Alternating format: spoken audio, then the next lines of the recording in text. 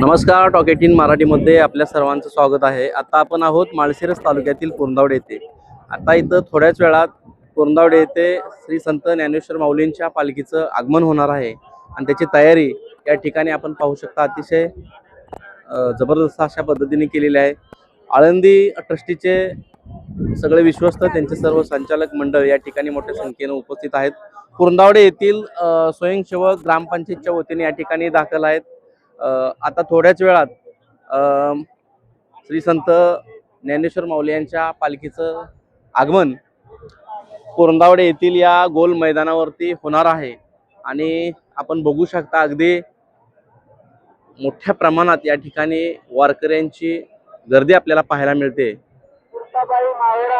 पुरंदावडे येथे मोठ्या उत्साहाच्या वातावरणामध्ये हे गोल रिंगण पार पडणार आहे आणि या ठिकाणी थोड्याच वेळात या पालख्यांचं आगमन होणार आहे। आपण ते सर्व दृश्य